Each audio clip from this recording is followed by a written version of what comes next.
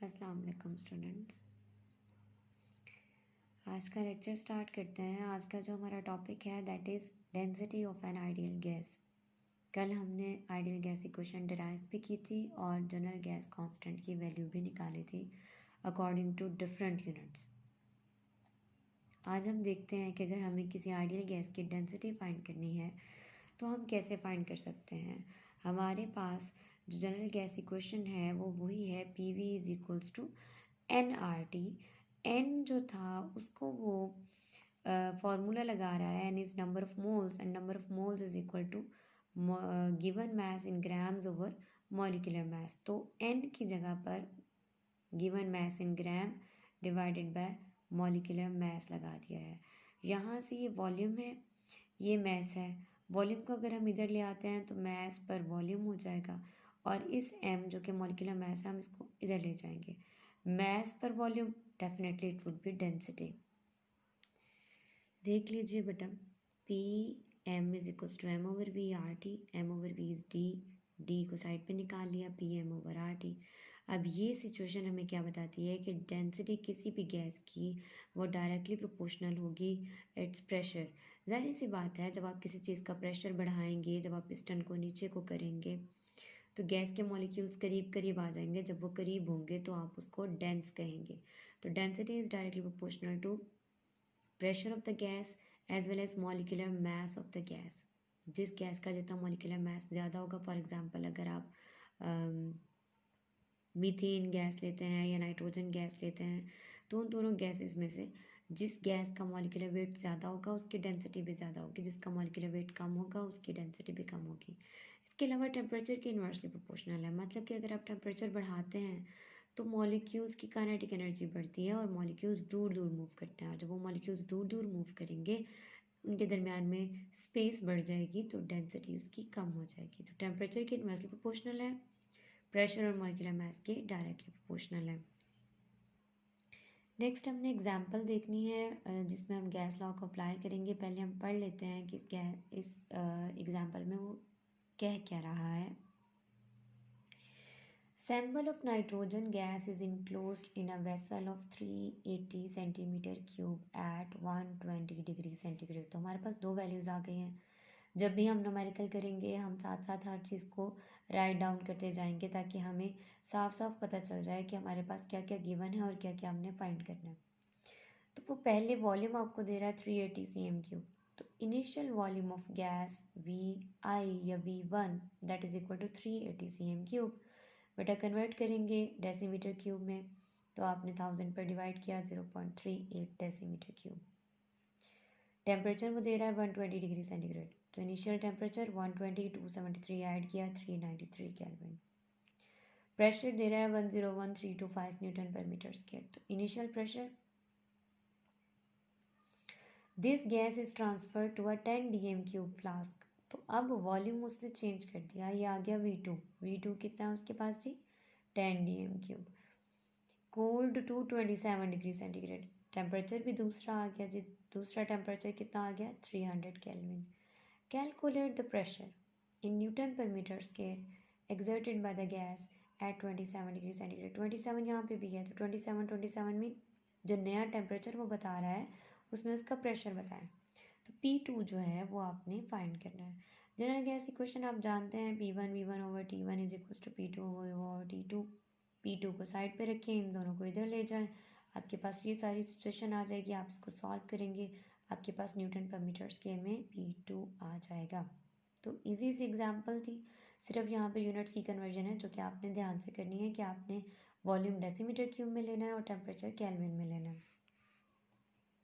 Next example number 4 देख लीजिए। Calculate density of methane gas at 0 degree centigrade and 1 atmosphere pressure. तो आप याद रखेंगे कि प्रेशर वो 1 एटमॉस्फेयर दे रहा है और टेम्परेचर वो 0 degree centigrade. What will happen to density if temperature is increased to 27 degree centigrade, pressure increased to 2 atmosphere at 0 degree centigrade. तो पहले हम कंडीशन देख लेते हैं। जो स्टार्ट में उसने टेम्परेचर दिया था बच्चे दैट वाज 0 डिग्री सेंटीग्रेड। तो आप 0 डिग्री को कन्वर्ट करेंगे 273 केल्विन में। प्रेशर वो दे रहा था 1 एटमॉस्फेयर। तो ये सब आप क्वेश्चन से लिख रहे हैं। क्योंकि उसने मीथेन गैस बता दी है, तो मॉलिक्यूलर मास उसका 16 ग्राम पर मोल होगा। गैस कांस्टेंट की वैल्यू, क्योंकि अब प्रेशर एटमॉस्फेयर में है ना, तो आप एटमॉस्फेयर वाली प्रेशर की वैल्यू लगाएंगे और वो थी एटमॉस्फेयर वाली आर की वैल्यू लगाएंगे और वो थी आपके पास 0.0821 DM³ एटमॉस्फेयर पर केल्विन पर मोल। ये आपको विद यूनिट याद रखनी पड़ेंगी आर की वैल्यूज़। बाज़ दफ़ा क्वेश्चन में दे दी भी जाती हैं, लेकिन ये आपको याद होनी चाहिए। डेंसिटी का फॉर्मूला जब हम लगाते हैं तो density is equals to PM/RT। यहाँ पे आप वैल्यूज़ लगा लें। प्रेशर वो दे रहा है 1 एटमॉस्फेयर, मॉलिक्यूलर मास दे रहा है जी 16, यूनिट साथ साथ लिखेंगे। आर की वैल्यू भी ये है और टेम्परेचर भी 273 केल्विन है। आपके पास आंसर आ जाता है बच्चे, डेंसिटी 0.7138 ग्राम पर डेसीमीटर क्यूब। ये डेंसिटी तब है जब टेम्परेचर आपके पास है 0 डिग्री सेंटीग्रेड और प्रेशर है 1 एटमॉस्फेयर। इसको याद रखिएगा, ठीक है। अब हम ये दो कंडीशंस लगाएंगे। पहली कंडीशन क्या है कि बताएं डेंसिटी को क्या होगा जब हम टेम्परेचर को 27 डिग्री सेंटीग्रेड कर दें। तो बच्चे कुछ भी नहीं होगा, आप टेम्परेचर 27 लगा देंगे और फिर देखेंगे कि पहले 0 डिग्री सेंटीग्रेड पे देखा है, तो 0 डिग्री पे तो डेंसिटी इतनी थी, 27 पे कितनी है। तो 27 पे सिंपल आप यही सारी वैल्यूज़ लगाएंगे। Pressure 1 atmosphere, molecular mass R और टेम्परेचर पहले आपने 0 लगाया था, अब आप लगाएंगे 300 केल्विन। पहले आपने 273 केल्विन लगाया था, अब 300 केल्विन। आपके पास आंसर आ जाता है 0.649। अब 0.649 है और ये क्या थी 0.7। तो 0 डिग्री पर 0.7, 27 डिग्री पर 0.6, तो डेंसिटी कम हो गई। जब आपने टेम्परेचर बढ़ाया तो डेंसिटी कम हो गई क्योंकि मॉलिक्यूल्स दूर दूर चले गए। अब बी पोर्शन करते हैं, उसमें कहता है कि pressure is increase to 2 atmosphere. Pressure पहले 1 एटमॉस्फेयर था, अब 2 एटमॉस्फेयर कर दें, लेकिन टेम्परेचर 0 डिग्री रहने दें। तो सेम वही चीज़ें आप अप्लाई करेंगे, बस आप प्रेशर को 2 लिख देंगे और टेम्परेचर को फिर से 273 लिखेंगे। आंसर आपके पास आता है 1.427।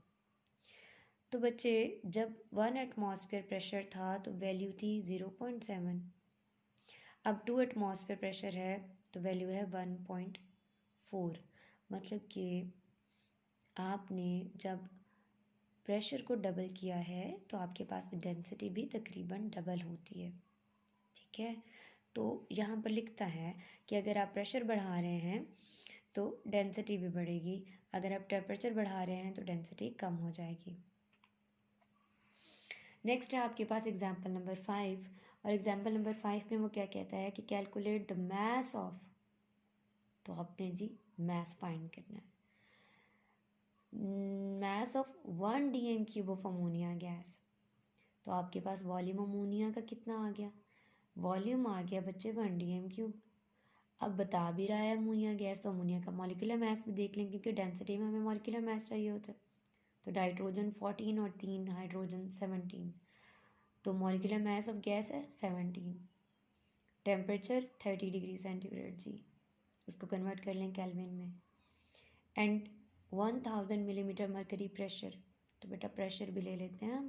प्रेशर है 1000 मिलीमीटर मरकरी, नॉर्मली एटमॉस्फेयर में लिया जाता है, तो आप एटमॉस्फेयर में कन्वर्ट करने के लिए 760 पे डिवाइड कर देंगे। ये क्यों कर रहे हैं, क्योंकि आप जानते हैं कि 1 एटमॉस्फेयर इक्वल टू होता है 760 मिलीमीटर मरकरी के। तो इस तरह से हमने ये कन्वर्जन करनी है, आपके पास वैल्यू आ जाएगी 1.315 एटमॉस्फेयर्स। अब ये सब वैल्यूज़ आपके पास गिवन है ये सब, और फाइंड क्या करना है, मास। तो बच्चे फिर हम इक्वेशन लगा लेते हैं। डेंसिटी की इक्वेशन आपके पास क्या थी, PM is equals to DRT। D को खोल लिया तो M/M, M mass in grams है, M मॉलिक्यूलर मास है। आपने मास इन ग्राम फाइंड करना है तो इसको साइड पे निकाल लें और बाकी सारे को अरेंज कर लें। M जाके इधर मल्टीप्लाई हो गया और टेम्परेचर और R इधर लाके डिवाइड हो गए। अब इसमें सारी वैल्यूज़ लगा दीजिए। आपके पास सब वैल्यूज़ गिवन हैं। जब आप ये वैल्यूज़ लगाते हैं तो मैस जो अमोनिया का निकलता है दैट इज़ 0.907 ग्राम्स। ठीक है, तो ये आपकी एग्जांपल्स हो गई। कल इंशाल्लाह हम एवोगाड्रोस लॉ स्टार्ट करेंगे।